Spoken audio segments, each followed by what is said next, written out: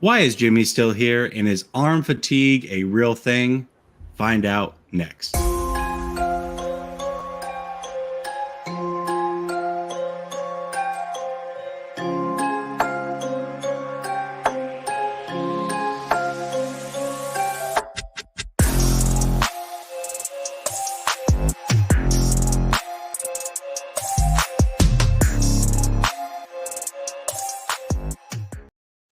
All right, welcome back to Last Second Sports. We are giving you our take down to the last second. It's your boy Jesse. It's been a while, but I got my guy Suneil right here with me, ready to talk some 49er football and much, much more on the docket. First of all, before we get started, Suneil, what's up, man? How you been? Bro, another intro? Like every single week, it's a brand new intro. And that like little caricature of you, bro, gotta say, kind of freaked me out a little bit, bro. The skin was a little too perfect, but yo, that was great. You and Red look great in that, man. It's like we got surgery, plastic surgery for those photo shoots. Yo, if you were ever in Toy Story, that's how your Toy Story would look, bro. Hey, shout out to the chat already coming in. We got CJ talking about arm fitness. We're going to talk about some arm fitness tonight for sure. Yes, thank you. We are back. Let's go. Zach, what's up? All right, y'all. Let's get it going real quick because there's a few things that have happened in the couple weeks. Just so you guys know, again, I think I've been pretty clear that shows would be sporadic with family in town, but I also caught COVID on top of that. So been a little bit under the weather, but I am happy to be back. But before we get into full 49er talk, I did want to talk about, you brought this up to me, Suneil, and I love top 10 lists. I mean, that's one of my favorite things, top 5, top 10 lists. And ESPN put out a top 10 list about quarterbacks. And the reason that I wanted to talk about this here on a 49er show is because this is where we hope that Trey Lance eventually gets to, right? And the top 10 quarterbacks right now, I mean, there have been some great eras of quarterbacks, don't get me wrong, but right now it might be better than it's ever been. So for Trey Lance to crack into the top 10 eventually, he's going to have to beat out some really good quarterbacks. Now, of course, we have a couple guys that are going to move on in the next few years, and Rodgers and Brady. But just overall, when you looked at this list, first of all, what did you disagree with? Because I think everybody disagrees with something. What did you disagree with in this list? And how many years do you think it'll take for Trey Lance to crack this top 10 list? Yeah. The first thing that I looked at when I looked at this list was they can't be considering playoffs. Because if this included playoffs, I think this list is much different. Because I'm a big Aaron Rodgers fan. I think a lot of people are anti-Aaron Rodgers. I'm not one of those guys. But to put him at the top of this list with how he's been performing in the playoffs the last 3 or 4 seasons, for me, it's just criminal that Mahomes and even a guy like Josh Allen are behind him. So that was the biggest thing. I just disagreed with Rodgers at number 1. The only argument I could see is maybe if they're putting it as just a regular season ranking, like the top 10 quarterbacks in the regular season, then I could see maybe Aaron Rodgers being up there because let's be honest, back-to-back MVPs, you got to put him there as far as one of maybe the top regular season quarterback. But playoff-wise, Mahomes, Allen, Brady, those three, Burrow, Stafford, all of those guys have performed much better in the playoffs more recently than Aaron Rodgers. So I think that was the biggest standout. The other thing was Dak making the top 10, and also they put Watson in there, who we don't even know if he's going to be playing football this year. So, those were the two. I think Lamar should have made the list, and maybe Dak shouldn't have made it. And the other snub, maybe Kyler Murray. I don't know, but those are kind of the ones that were bubble that I thought probably should have made it. Yeah, I don't know how Lamar Jackson didn't make the list. I mean, this is a former MVP of the National Football League. He plays football different than what I think people expect it to look like at the quarterback position. Certain people, the certain old people. Heads, the old right, heads, right. But I'll be honest. For me, even a little bit, right? So I'll say this: Lamar Jackson, I have in my top 5. All right, so let me be clear about that. And I have no bad things to say about Lamar Jackson. I think Lamar Jackson is incredibly talented. I love the way that he's improved throughout the years. I expect him to get even better. I love that his back was against the wall. People said he should have been a wide receiver, a defensive back, a running back, anything but quarterback going into the NFL. I love his story. My 8-year-old, that's his favorite player in the league, right? So, and I fully endorse that. Well, not fully. He's not a 49er, but you know what I mean. But at the end of the day, to me, Lamar's brand hasn't won a Super Bowl yet, right? The way that he plays football.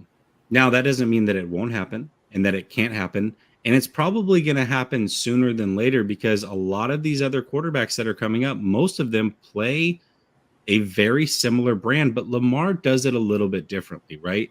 He's not a run first quarterback. So I want to make sure that I pick and choose my words properly here. He's certainly not a run first quarterback, but he does rely on his running game more than an Allen or a Mahomes or a Wilson or a Herbert, a Watson, Dak, those guys who are also mobile, right?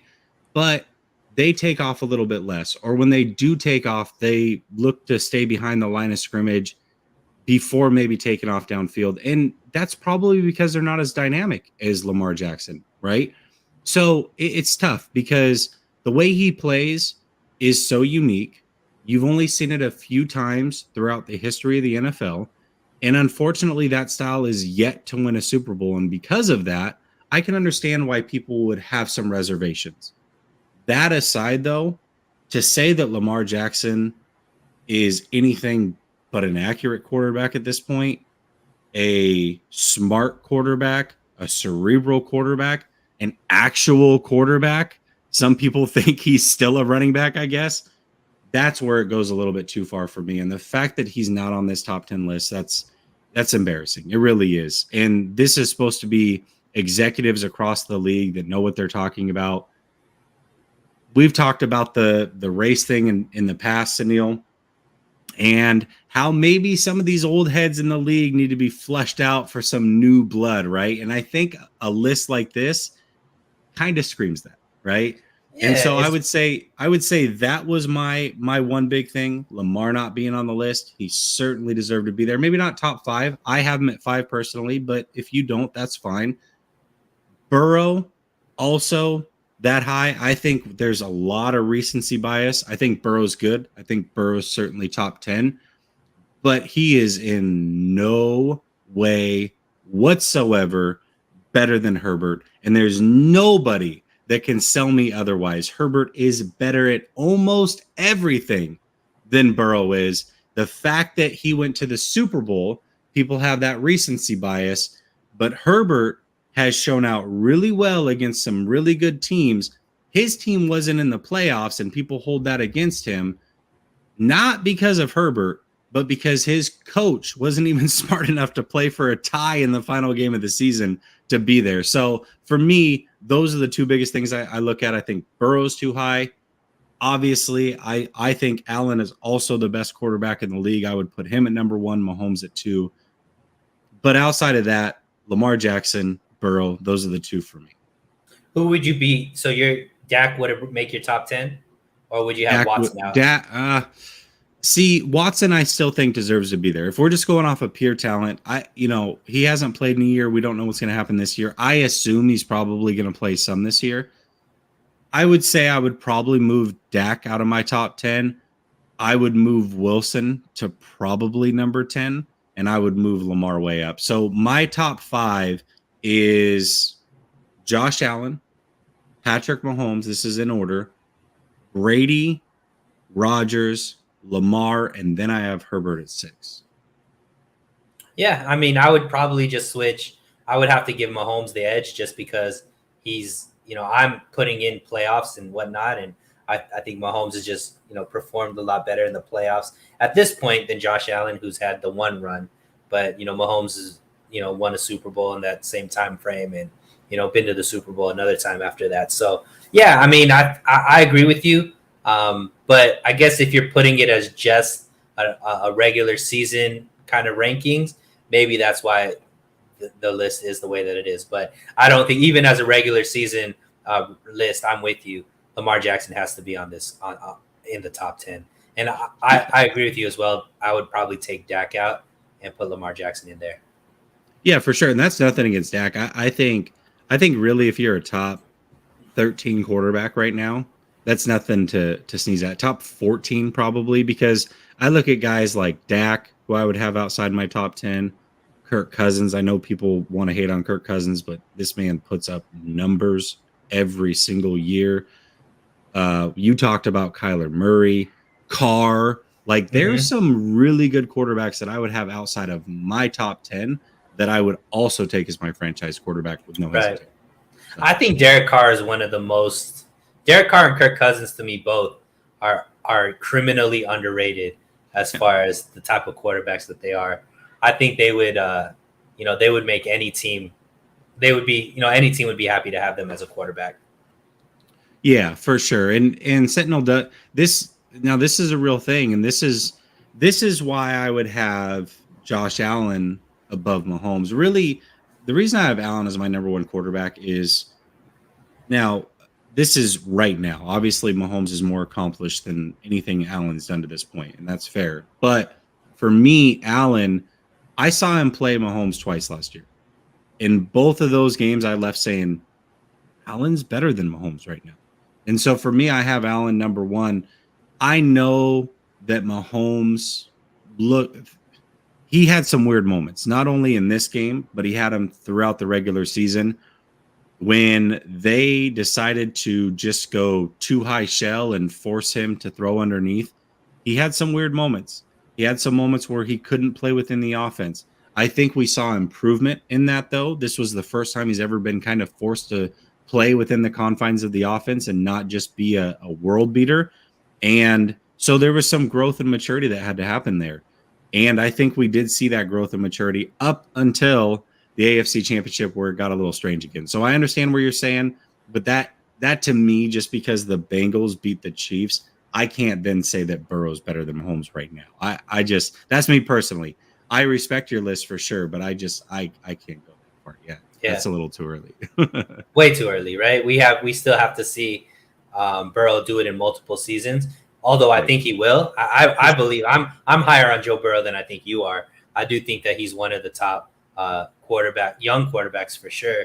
I think him and Herbert are actually gonna go back and forth in the future as far as who the best quarterback is there. But at this point, you got to give it to Mahomes because like we said, it can't hold one game against a guy that's had a body of work that's shown he's an elite quarterback. Yeah, absolutely. This is a good question by Tua. Thank you for tuning in, Tua. It says, hi, Jesse. Who do you think is leaking the Lance arm fatigue stuff? Do you think John Lynch is ranking the organization and would do such a thing like that? I don't know who's leaking it. I would say possibly it's coming from him.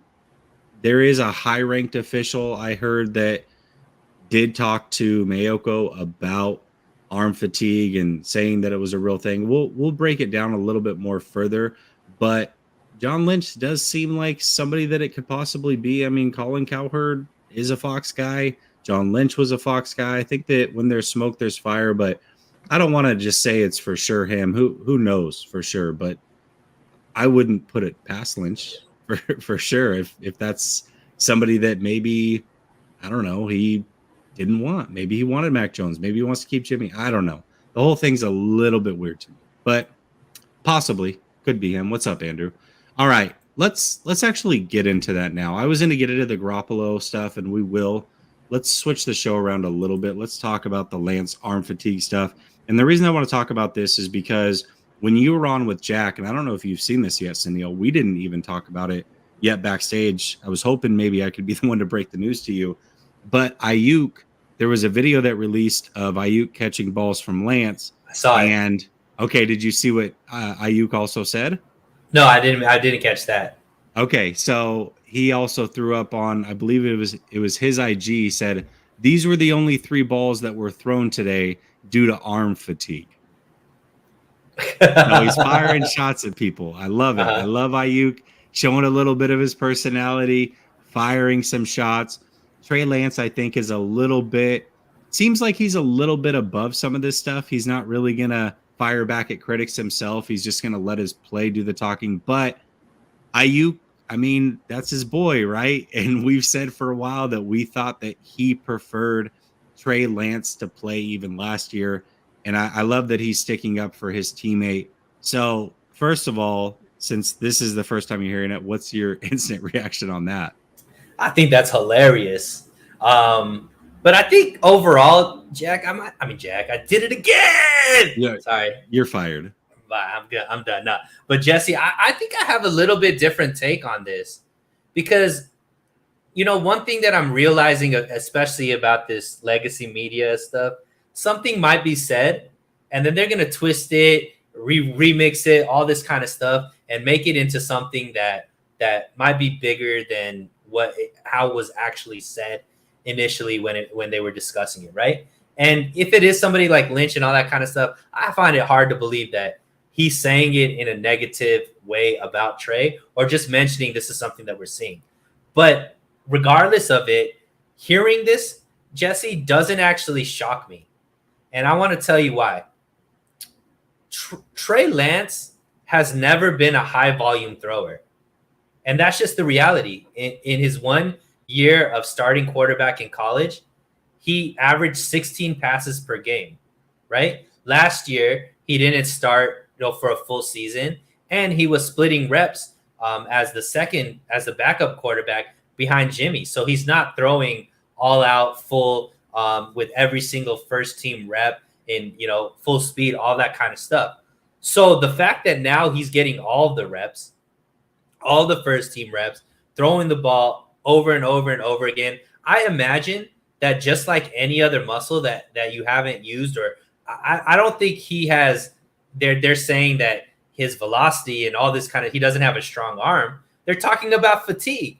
And the reality is Trey Lance hasn't been put in a situation where he's had to have arm stamina, right? And I think about it like anything that requires stamina, you just have to work towards it. And that's not something that's going to happen overnight. It might not even happen this season, Jesse, to be honest. It might be a couple of seasons before his arm gets the type of stamina or later on in the season to be able to throw 30 plus passes per game, which is why I think both of us were very realistic in that we don't think that Trey Lance is going to be launching the ball 30 plus times per game.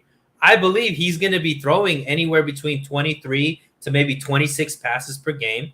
Not all of them are going to be long balls. I think Kyle Shanahan understands what he has in Trey Lance, and I think he's going to manage him in a way to make sure that until he's ready to throw those type of passes, that he's not going to put him in a situation to be able to do that, right? He's not Joe Burrow, who was throwing the ball 40, 50, sometimes 60 times for LSU. That wasn't what Trey Lance has done any time in his football career.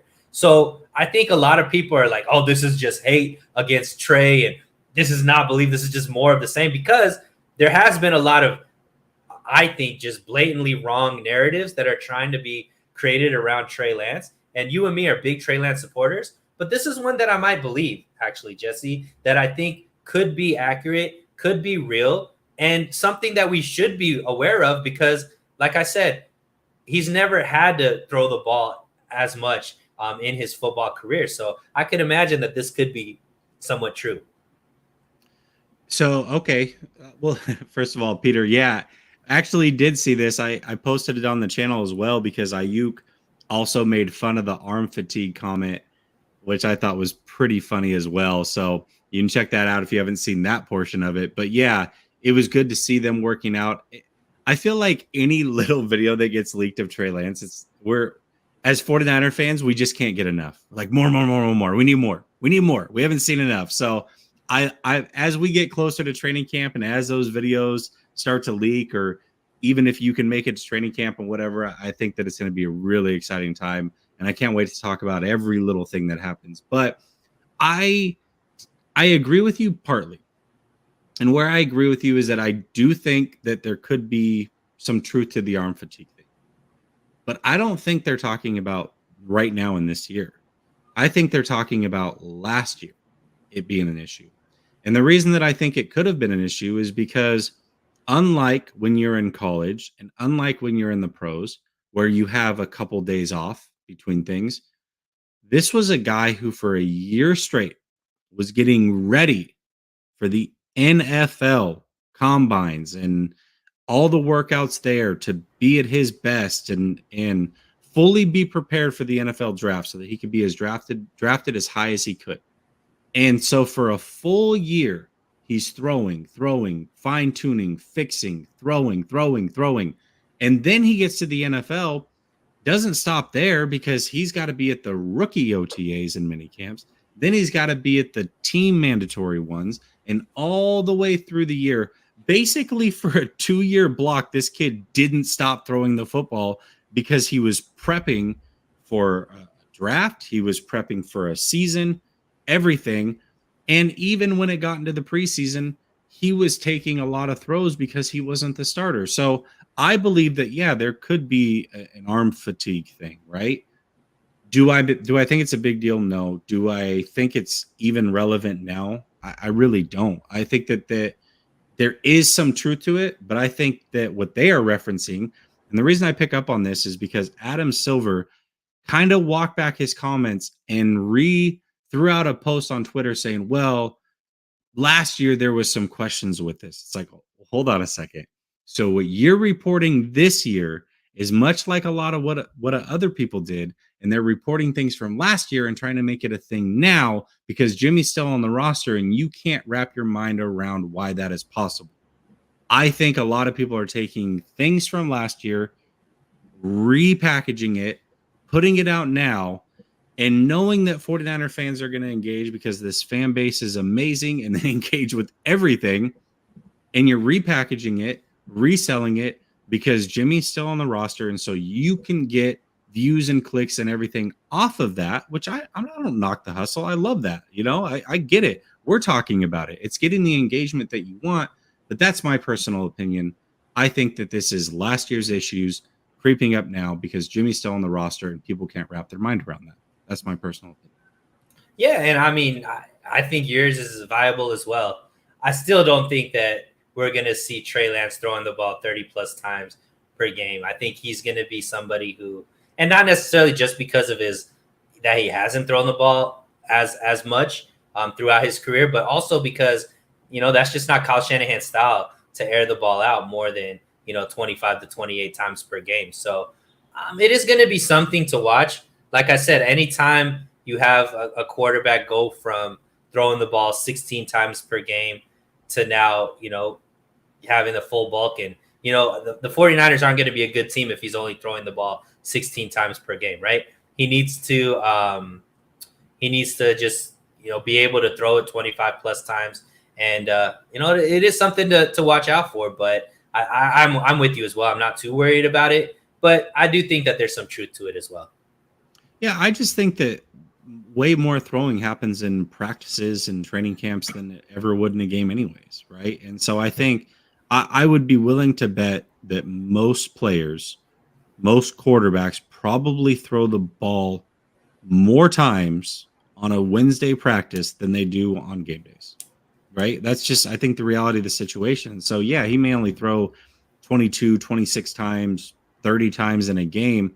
I don't think that's where arm fatigue is going to come from. I think it's going to come from the constantly throwing. If it was a real thing, I'm not a doctor. I don't even know if that's a real thing. Whatever. But I will say I'm not going to write it off as something that is just flat out not true. I think that maybe there was some truth to it. It's a report from last year. I also think that they're making it sound like a bigger thing than what it is. I mean, going out of your way to say that he missed practices due to this, that's a little overboard. Like, we know that that's not true because we have people that can actually go to these practices. So I just, again, to me, it's to get engagement, to get clicks, to maybe try to make sense of the whole Jimmy Garoppolo thing because they don't fully know, and they're spitballing, which is fine. But when you talk about it and make it come off like fact, I think that's where some people kind of have the issue.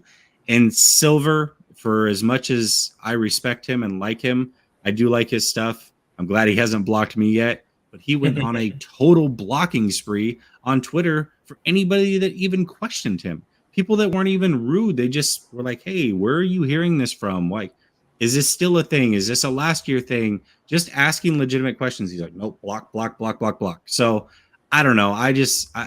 You want engagement, you get engagement, and then you block everybody when they engage. It's a weird thing. I'll say that. It's a weird thing. I think I wish I still had the comment, but Sentinel had a good one as well, where maybe some of the fatigue came from the injury, right? Maybe he had to change a little bit with the throwing motion because he had to finish with his middle finger versus his index finger. Maybe there's some truth to that as well. So who knows? Let me ask you this. Are you worried about the arm fatigue?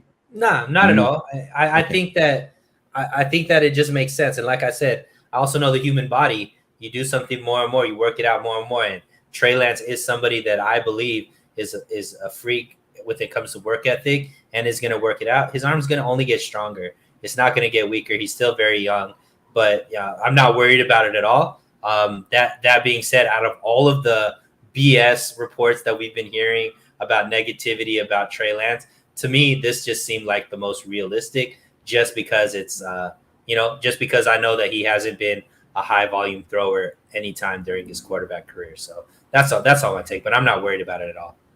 Absolutely. And Bomber, I want to shout this out as well. I can't find the actual comment where you threw this out, but I did see it. You said that it sounds like Larry Krueger was on with Grant earlier this week or today or what have you, and said that he has it in sources basically that Deebo is not going to sign an extension with the 49ers. Whether that's I don't know. I think he said not going to get an extension even after this year. He didn't say sign. So it seems like the way that it was worded was the 49ers aren't going to offer him an extension. Sheesh. That would be huge news. Let's pivot for a second. Let's talk about that. Let me make a banner about that one. Yeah, well, I mean, reality is, like I said, there is Brandon Ayuk still on this roster. And even though I'm with you, man. I think Deebo is the best weapon that the 49ers have on offense. Maybe outside of Trey Lance, but as of now, Deebo is that. There are other ways that the 49ers can keep Deebo on the team without having to commit to long term, right? They could still franchise him a couple of times. And, that might end up being more expensive because franchise tags, you're averaging out the top 5 salaries and it's fully guaranteed. But if the 49ers are looking at it and saying, we want to keep our flexibility 3 years from now, maybe they just franchise him 2 times. He gets paid, but I know players don't like that because they don't have that long-term, long-term security. But for the team that doesn't want to give him a four-year commitment, franchise him 2 years, decide whether or not, Brandon Ayuk could be that replacement, and then, either let him walk or try to give him big money after that. That could be something that the 49ers may use as a strategy. I think it would be the wrong one, to be honest. I think you just give him a 3 or 4 year extension at this point and front load the money so that you have some outs in year 3 of that contract. But who knows at this point, right? I trust Larry Krueger and his source. I don't think he'd be saying that out loud if it wasn't sourced properly. But no, that'd be scary to hear that we could go into this training camp without Deebo having an actual contract extension. Yeah, that would be absolutely wild. I'm going to talk about that in a second. I want to shout out Bino. What's up, Bino? I love you on Twitter, by the way. This man throws me spaces in my DMs like crazy. I'm always up to date on what's going on Twitter because of this man. He says, ain't it funny how the media and stands find anything bad to say about Lance, but nobody likes to talk when Jimmy is throwing picks left and right. And that's just it. we're gonna talk about the Jimmy stuff in a minute, but yeah, I'm with you, man. I I don't understand it. None of it makes any sense to me.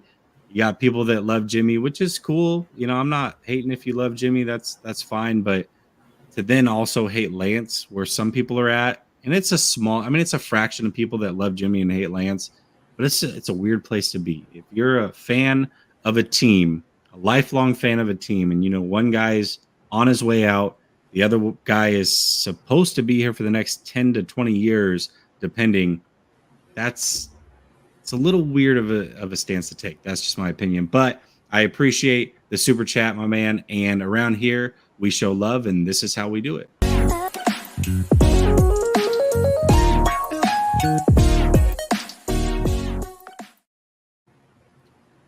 As far as Deebo not getting an extension, though, man, Deebo's the best weapon in the league, man. Like, what are we talking about? Deebo's the best weapon in the league, and so that makes me wonder if they're not willing to extend him. Like, I just want to know why. Is it that they're worried about him long term? Is it that he's asking for too much money? Is it that there's some things behind the scenes that we don't necessarily know about, that they don't like the way that he handles certain situations?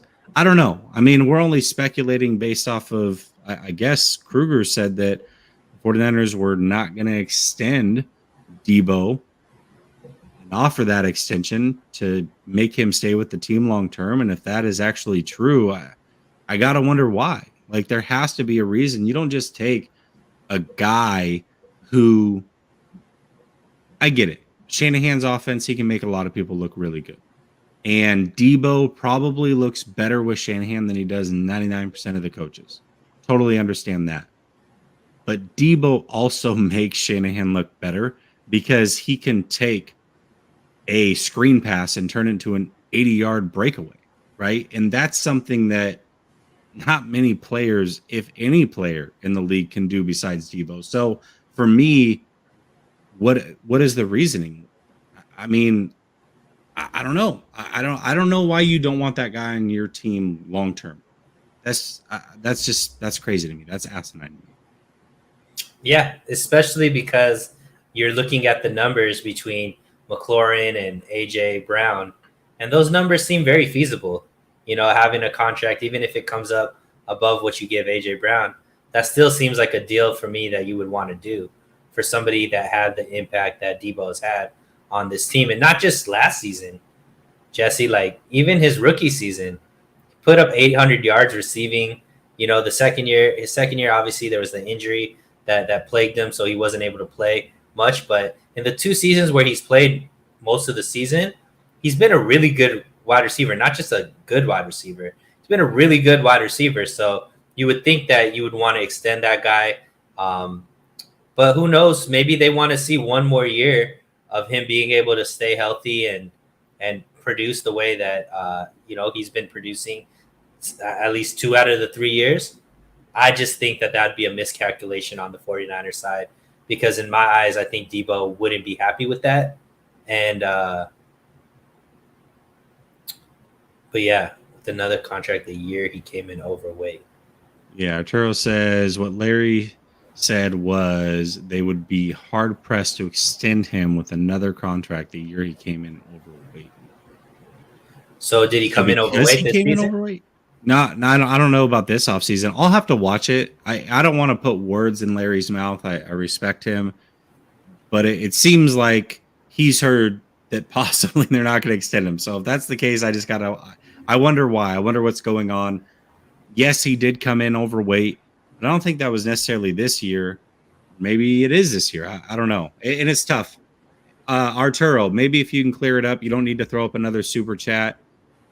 I would love to see, maybe if you can clear it up in the comments exactly what he said. But yeah, that would be absolutely freaking crazy if they don't extend Deebo Samuel. That's something that I would have never thought in a million years ever. So while I'm waiting for your response, let me show you some love on the super chat.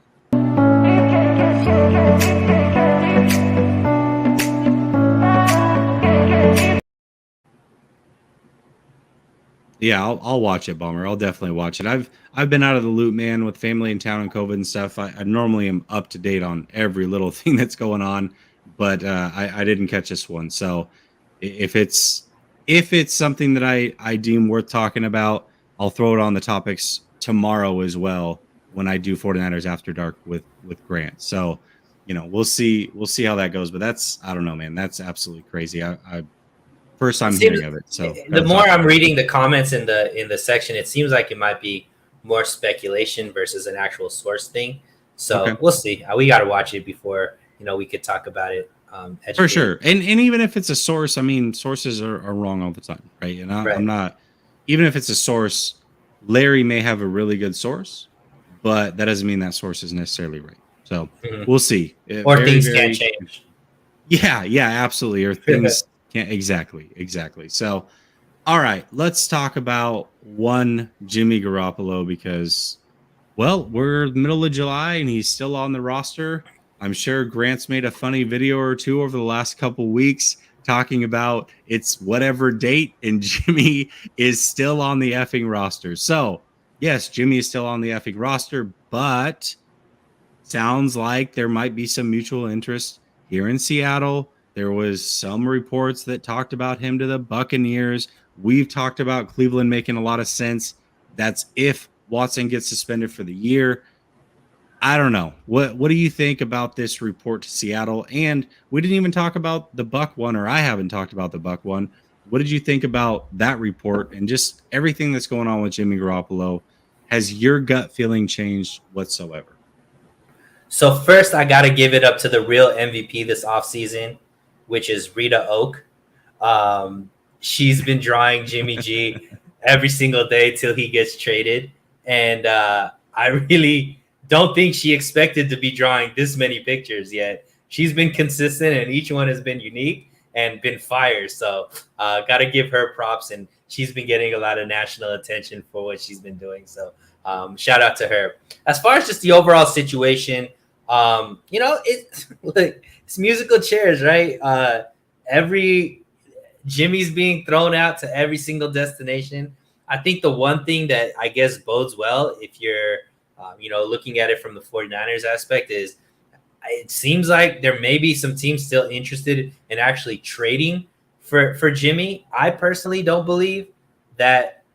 I don't understand why anybody would really trade for Jimmy in that contract at this point. Even the teams that seem to be interested, I just don't understand why give an asset plus take on that contract doesn't really make sense to me. So yeah, I mean, obviously the one from Seattle and the one from Tampa are two very different stories, right? Tampa Bay, there was a article linking that maybe Tampa Bay would be interested in bringing on Jimmy as a bridge quarterback between whomever after when Tom Brady retires, supposedly this season, who knows? Jimmy could be that bridge quarterback to whomever they have to replace him, whether it's Trask or somebody else that they draft. And the coach came out, or a coach, unnamed coach, came out and said, Jimmy can't throw the deep ball. He's not the type of quarterback that we would want here. And if he could throw the deep ball, he'd have a couple championships, which is pretty harsh. I guess, I mean, where's the lie? But I mean, also, that's pretty harsh to come out and say that, especially if you're not going to put your name on it. But yeah, the Seattle thing, I talked about it on Jack's channel right before this, Jesse. I just don't see the value on Seattle's side. I mean, I do think that he'd be a better quarterback than who they have on the roster right now. But I don't know why Seattle would necessarily want a better quarterback at this time. I don't think that Jimmy makes them a playoff team. I don't think that Jimmy makes them a top 7 team in the NFC. I don't even think Jimmy makes them maybe even a top 3 team in the NFC West, right? Like Russell Wilson, who is 10 times the athlete that Jimmy was, had a hell of a time staying upright with that offensive line. And I know they drafted some players to fix that offensive line, but Jimmy's definitely not, not a mobile quarterback in the sense that he's going to be able to protect himself with a bad offensive line. The strengths of guys like of the receivers over there in Seattle, they're more of a deep threat than the intermediate threat that Jimmy tends to throw to. And I think their defense got a lot worse than it was even last year. And last year it wasn't a good defense. So I just think this team is a lot of pieces away from being a competitive roster. They have a lot of draft picks. 2023 draft is supposed to be another really great draft for quarterbacks. I just don't think that that Seattle is wanting to even mess with that, because if Jimmy wins a couple more games for them, but it doesn't really lead to a playoff run, might as well just rock with what you have right now. Try to get the best draft pick that you can. Keep as many of those draft pick assets as you can and fill 3-4 positions versus having to combine them all just to fill one position. In my eyes, I think that would be the better strategy. But what do you think about that? Yeah, before I answer that, I want to answer Melissa. She said, please talk about the Ayuk, talking about the arm fatigue thing. That was actually, I think, the second topic in. So if you want to go back, we definitely did talk about that. I think a little bit before you got in the chat, Melissa, but we definitely talked about it. Absolutely love it. Love that Ayuk is standing up for Trey Lance. And I think that he's been a Trey Lance guy for quite some time, going into last year even. So definitely love that for sure. But yeah, I agree. First of all, I don't know why anybody would trade for Jimmy Garoppolo. Like, for what? He's going to probably get cut. If the team's smart, he's going to get cut. If the team, I love the 49ers, and I've said a lot of really, really good things about how I think that they're making smart decisions and getting better at not making the same mistakes and moving in a right direction, and how I trusted the front office. I've been pretty positive about them this offseason. If they hang on to Jimmy Garoppolo, that is, I mean, I don't want to say it's a fireable offense because that's a little overboard, but that's wild. That is wild. And especially if they don't extend Deebo and they hang on to Jimmy Garoppolo, what are you doing? Like, Jimmy, what does everybody see in Jimmy Garoppolo that we don't see in Jimmy Garoppolo? Joe Montana was traded from this organization. Jerry Rice was let go from this organization. And you're hanging on to Jimmy Garoppolo for what? So I hope that they just cut Jimmy if they can't find a trade partner. And if they can't, let's be more clear. If they can't find a trade partner that is willing to take on that full salary, they better not eat a single solitary dime of that contract more than what they already have to if they cut him. He's not worth it. You can roll the money over. You can essentially double it up as long as you save that full amount. Do not be stupid here. You have guys like Bosa and Deebo and Ayuk and guys that are very important to the future of this team and building around your quarterback that you said was worth 3 first-round picks and a third-round pick. You said it, not us, although I agree. But you said it by trading for this man. So if you don't do everything you can to build around him and make sure that money is free to keep this roster up to snuff for many years to come, if you bypass that to keep Jimmy frickin' Garoppolo, I feel like I'm taking crazy pills.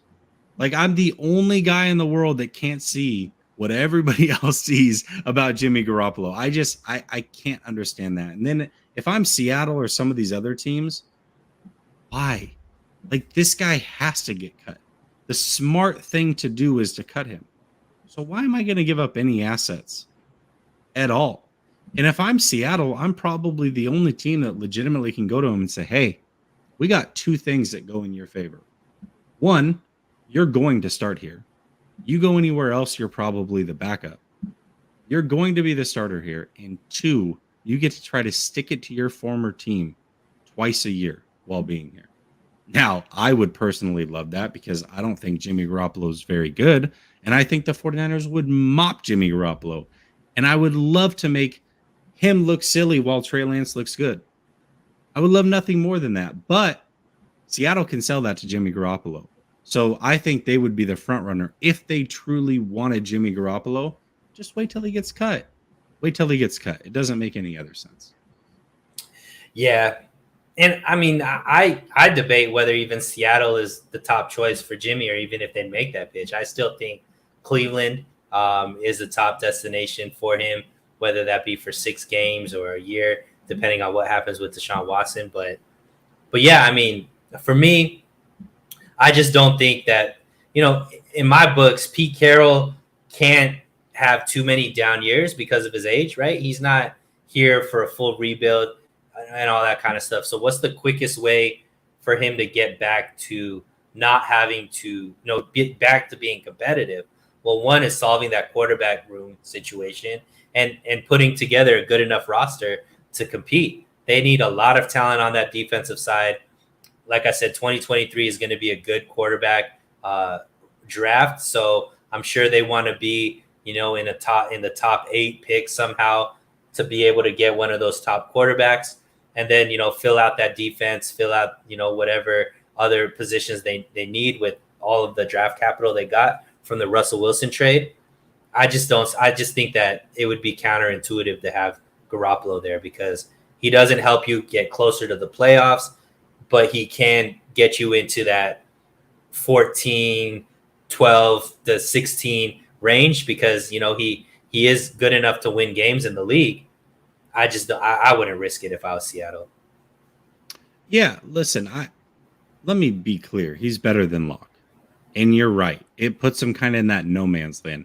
Like, you either, in all leagues, I think you either want to be really, really good or really, really bad. You don't ever want to be like on the cusp of the playoffs, getting bounced in the first round every year, or just missing it every year. That is the worst place that you could absolutely be, because it doesn't allow you to get the capital, as you're saying, to go and get the guys that are going to make a difference long-term for you. So I agree. I think getting Jimmy makes zero sense unless they think that somehow they can make the playoffs. And Chase, I want to actually talk about this comment here. He says, Jesse, as much as I think Trey is an upgrade, I think Seattle would win 9 games with Jimmy and maybe even one against us. I think Seattle might beat us 1 game anyways, because anytime you're in a division, it's always tough games. They're always hard fought. They're always close. I mean, we watched Jacksonville beat up on the Colts repeatedly, even though their team is significantly worse than the Colts. The Colts cannot win in Jacksonville. They just can't, for whatever reason. So I think anytime you're in division, I don't look at it and say, oh, we're going to go smoke Seattle twice a year. That's a given. I would be pissed if they lose to Seattle, but I could also see a scenario where they do, even if Locke is the quarterback. So I don't think Jimmy all of a sudden makes it to where they could beat us. And I'll take that bet. If he goes to Seattle, they're not winning 9 games. Like, he's not good enough to make that team win 9 games. I'm sorry. That means he did more with less than Russell Wilson was able to do last season. Yeah, well, to be fair, Russ was hurt. No, Russ went 6-7 last season. Oh, I see what you're saying. So that would mean Jimmy is able to win 3 more games than 3 more games than Russ was able to win last season. And they lost. They lost one of their best defenders, if not, the best player on their defensive side. And then they lost their best player on offense too. So I just don't see how I don't understand where people think this roster for Seattle is Jimmy Garoppolo away from being good. I mean, they traded away Russ. Like, if they thought they were really that great, they would have kept Russ there, but they traded away Russ. I don't think Jimmy Garoppolo is coming in and giving you Russ type play. Yeah, and I want to be clear. I'm not picking on you, Chase. I love that you're always here. I'm willing to take that bet, though. I'm a betting man, and I'll definitely bet on that one for sure. If you wanted to do a little fun bet on it, but yeah, I just don't think. I mean, to your point, Russ, if he had played every single game, that's 13 games. So in the next 4, he would have won 3-1 essentially to get to 9 wins. You're right. That doesn't seem like that would have happened, first of all. And so to think that Jimmy would do that would be, I don't know. I don't see how he keeps a guy like Lockett and DK happy. I mean, these are two guys that like the deep ball. Jimmy is allergic to it. So, I mean, And they how were does that willing. happen? Lockett's on the trading block for them too. So it's not like, you know what I mean? It's not like Seattle is looking to win a Super Bowl this year. They are looking to retool and get back to contention within the next couple of years. I don't know how Jimmy helps them with that. Yeah, I don't either. I think that like you said, it throws them in no man's land, and that's the worst place that you can be. You don't want to be there in any league at all. Lil Lord Stewie says, "Love what you do. Why is Grant the goat at roasting people?" Grant's funny, man. He's a character. He says Jimmy's going to the XFL. I'd watch that. And Jimmy's been roasted on Subway. Also, did you like the Subway ad? Yeah, good for Jimmy. Again, too. I don't want to make it a personal thing because I have no like ill will towards Jimmy. I've said it a million times over. I think he's probably a really good guy. Although we don't know any of these guys for sure, but I would assume that he's probably a pretty good guy. I think he's a hell of a teammate. You know, his teammates obviously love him. All-star teammate for sure. All-pro teammate even. I'll go that far. He's just not a very good quarterback, you know, and that's not his fault. It's not like he doesn't try to be good. He's cool. Like he can start. He can be a starter in the league, but you're not ever going to win it all with Jimmy Garoppolo. And so if you're not going to win it all with a quarterback, there's no sense in letting that guy hang around to run the team while you've got a guy that you invested so much in holding him back. That makes zero sense because you look to replace Jimmy Garoppolo to win a Super Bowl. You said that he's also not good enough by making that trade. So why hang on to him? Why fake the funk like everybody in the league thinks that this guy's so amazing? They have all 22. They see what we see. Like there's nothing crazy good about Jimmy Garoppolo. He's cool, but that's about it. So appreciate your super chat, brother. Definitely appreciate that. Let me show you some love on that one.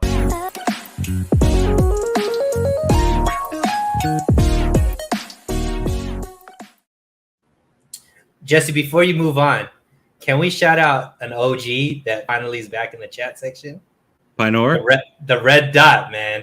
I missed that red dot, bro. Pinor, welcome back, my man. I know you've been sporadic and all that kind of stuff in and out, but hopefully this is to you being in all of our streams because I miss you, man. Miss that energy, miss that negativity, miss that fire. Pinor, good to see you back, my brother. Yep. Pinor is hilarious. So when I start the Thursday call-ins here, probably going to start them again next week, and I'm really excited for that since we're starting to get close to training camp. Not next week, but the week after. I'm looking forward to him calling in, and when I ask him, Pinor, how you doing? He goes, I'm average. I love that. I absolutely love that. He's always very truthful with where he stands. Actually, what I was going to do real quick is I was going to plug. You've got Suneil's channel link in the description. He's inching up on 1,000 subscribers, so go show him some love. Let's try to help him get to 1,000 subs. Link is in the description. Also, pinned to the top of the chat is the channel membership where you can join there. And if you are not subscribed to this channel, but you are watching, it's free. Just hit subscribe, show some love, hit that bell notification so you never miss an episode.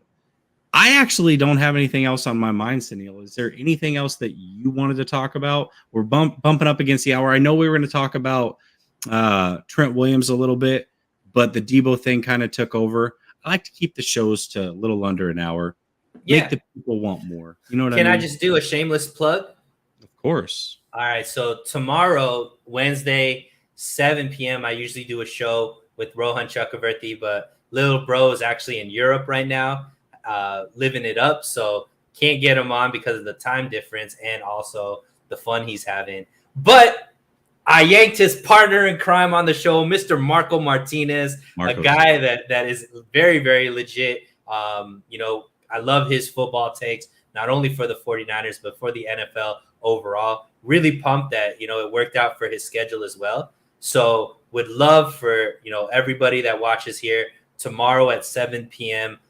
Pacific time on my channel, So Real Sports Talk TV. Like Jesse said, the link is there. Come check it out, tap in, give us your questions, comments, concerns.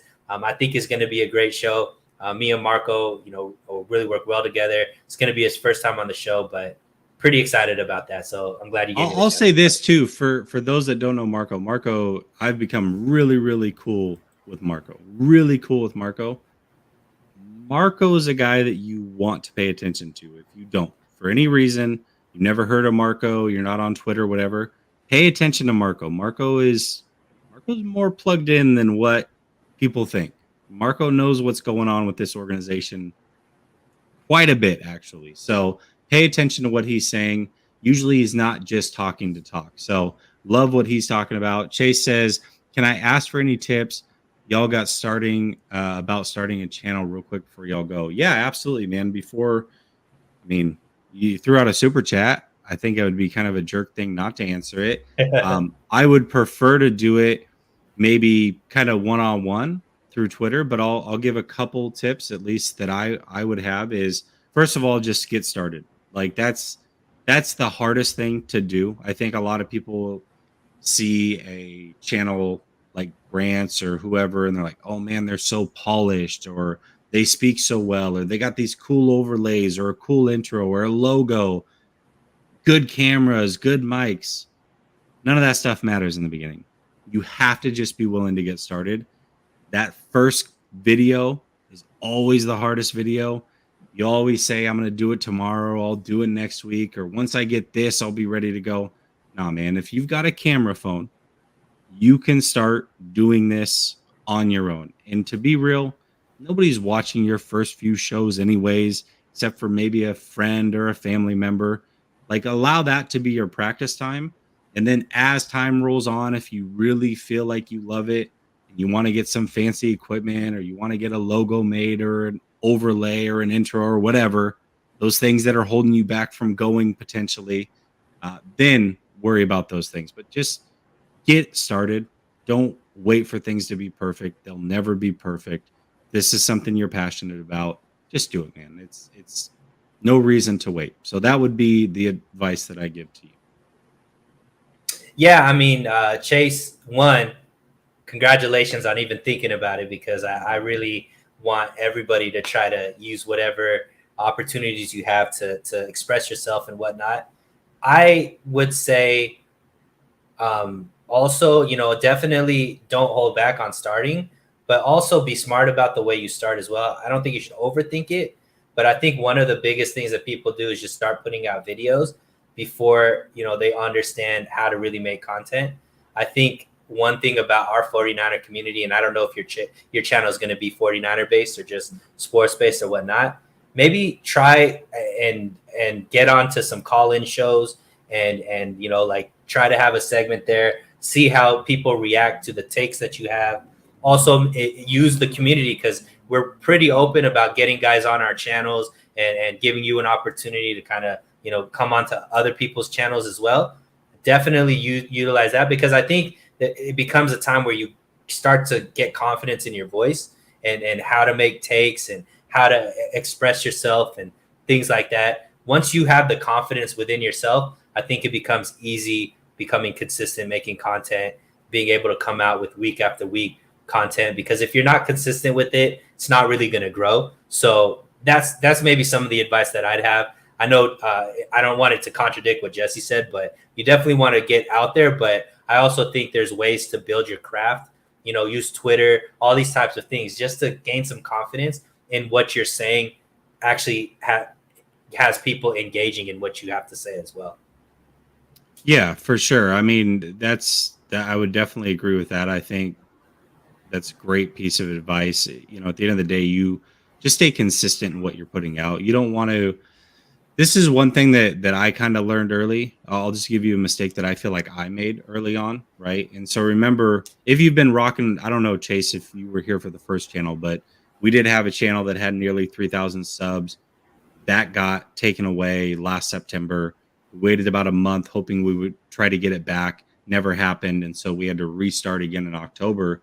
And once that reset happened, I focused on, all right, I'm going to take the 49er side. My partner, Rad, he's going to take the Detroit Lions side. And that's the way that we've ran it. versus early on, we were all NFL. And I love talking about all of football. I love the top 5 lists, the top 10 lists. We talked about that early on in this show, in fact. But ultimately, I think the people that do rock with you, they want some consistency. And I think that we've built a nice stable of 49ers and Lions fans that are very loyal to us. So if something else happens to, let's say, the Green Bay Packers, I don't want to then throw out a video about the Green Bay Packers. I might get a lot of views off of it, right? Some one-time views, but long term, that's not what the channel's about. And so that's going to mess with the people that rock with the channel. Why is there a Green Bay Packers thing here all of a sudden? I thought this was 49ers and Detroit. You know what I mean? So just be consistent, I think is, one of the things that Suneil threw out there. He threw out a lot of things there, but that's one of the things that I took away from what he said is be consistent, not only in putting out content, but the type of content you put out. You don't want to just, hey, I've got this channel. And so, I'm talking 49ers one week and then I'm talking fishing the next, right? Like be consistent in what you're doing. And Suneil, I mean, you and I had our MMA show on the channel, right? Mm-hmm. And that was something that you and I are both passionate about, but ultimately that wasn't a direction that was helping the channel grow, and it wasn't helping people that were 49er fans that may not be MMA fans. They didn't really care about it, right? And so you just got to be consistent and bring your subscribers and viewers that consistent content that doesn't fluctuate and change, not only from how many times a week you post, but also the type of content you post. So I'm with you, Sam. All right. I think that ends the show. And Chase, I don't know if you have Twitter, but you can always DM me on Twitter. Or if you want to email me, go to the community tab on the channel. Email address is there. Feel free to email me. I have no problem answering any questions that you may have. Go a little bit more in depth for you. Love to see people going after things that they want to do for sure. And if it's a 49er based channel, hell, I'll even be your first guest, brother. So you've shown a lot of love here. I would love to try to return the favor if I could. So if that's the route you're going, man, I would oblige you in that as well. So everybody else that's still here, appreciate y'all. Much love. And until next time, peace.